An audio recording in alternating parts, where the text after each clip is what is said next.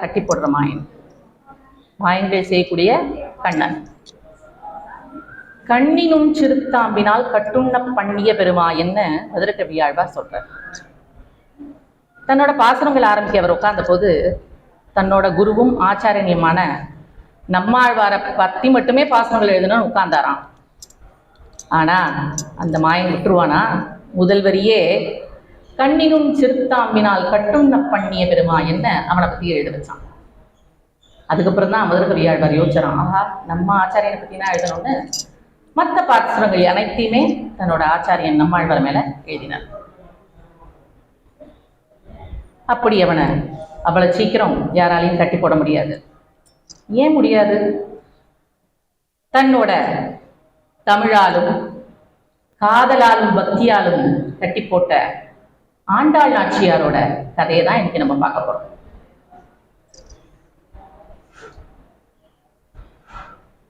எல்லாருக்கும் நமஸ்காரம்.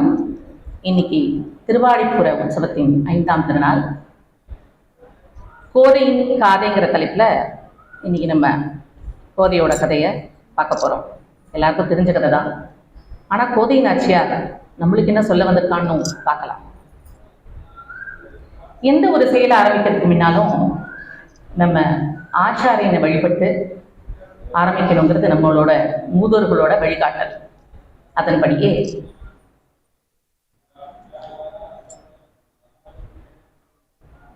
ராமானுஜர் ஒரு முறை திருமாலிருஞ்சோலை நம்பியை சேவிக்க திருமாலிருஞ்சோலைக்கு போனார். அவர் எங்க போனாலும் அந்த திவ்ய தேசத்து பெருமாளை ஆழ்வார்கள் சொன்ன அமுதமான திவ்ய பிரபந்தங்களை சொல்லி சேவிப்பது வழக்கம்.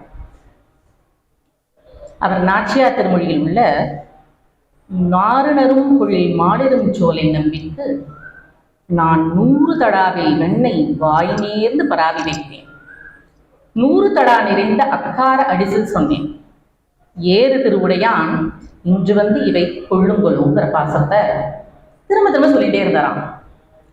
அவரோட சிஷ்யர்கள்லாம் பார்க்கறா, என்ன இதே பாசத்தை திரும்ப சொல்லிட்டே இருக்கிற அப்படின்னு. உடனே போய் அங்க இருக்கிற அக்ஷரத்தை ஏதோ பேசுற, திரும்ப வந்து மலர்ந்த முகத்தோட தன்னோட அடியார்கள்ட்ட, நாளைக்கு கூடாரை வள்ளி, அதனால ஆண்டாள் வேண்டிக் கொண்டா இல்லையா, 100 தடா நிறைய வெண்ணையும் 100 தடா நிறைய அக்கார வடிசலும் பண்ணி வைக்கிறேன்னு சொல்லியிருக்கா. அதுக்கப்புறம் அவ ரெங்கனோட சேர்ந்துட்டாங்க. அதனால பண்ண அவளால் முடிஞ்சதோ முடியலையோ, அதனால நாளைக்கு நம்ம பண்ண போறோம், ரெடி பண்ணுங்கன்னு தன்னோட சிஷ்யர்களிடம் சொன்னாராம். நம்ம அதெல்லாம் ஒரு வழக்கம் உண்டு. தங்கையோ அக்காவோ தமக்கைகள் ஏதாவது ஆசைப்பட்டுட்டா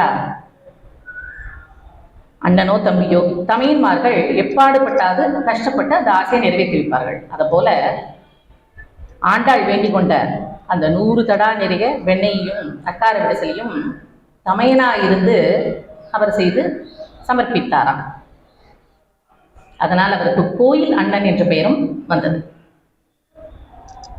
பெரும்பூதூர் மாமடிக்கு பின்னானால் வாழியங்கிற வாழி திருநாமமும் வந்தது. அப்படிப்பட்ட ஆச்சாரியனான ஜெகத்குருவான ராமானுஜன் மேல் ஒரு பாடலோட நம்ம இந்த கதைக்குள்ள நுழையலாமா?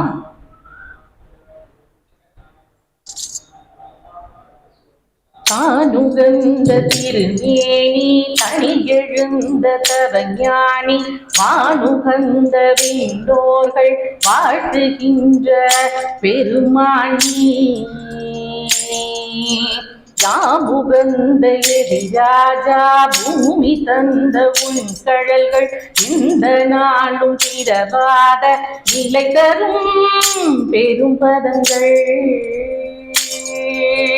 ஆணுகந்த திருமேனி தனி எழுந்த தவஞானி வானுகந்த விண்ணோர்கள் வாழ்த்துகின்ற பெருமானி யாமுகந்த எதிராஜா பூமி தந்த உன் கழல்கள் எந்த நாளும் பிறவாத நிலை தரும் பெரும் பதங்கள் எதிராஜா ராமானுஜனே எதிராஜா ராமானுஜனே திருமாலின் குடையாக திருமாலின் அணையாக திருமாலின் நாசனமாய் திரண்டவன் நீதானே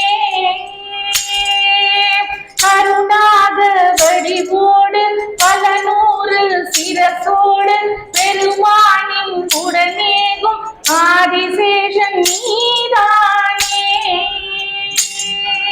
வரமருளும் கனல் யோக இருமேனி சுகமாக மஞ்சனமே கண்டருள்வார் மருளீக்கும் எதிராஜா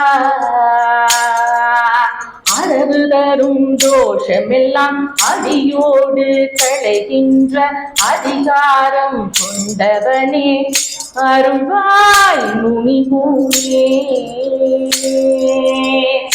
எதிராஜா ராமானுஜனே எதிராஜா ராமானுஜனே கெட்டகளி கொட்டமதில் பட்டு விழும் மரமாக கேடு பெறும் நிலவாழை காத்தருளும் துறவோனே எட்டெழுத்தை ஓதும் எதிராஜன் உன் பெயரை உச்சரிக்க மந்திரமும் சித்தியாகும் சத்தியமே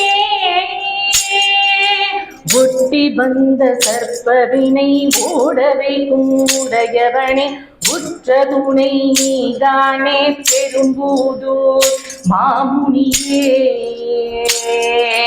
மொட்ட விழுந்த தாமரையே முகிலனுகார் சூரியனே சுற்றி வந்த நீ தீப சுடரெழுந்து வருவாயே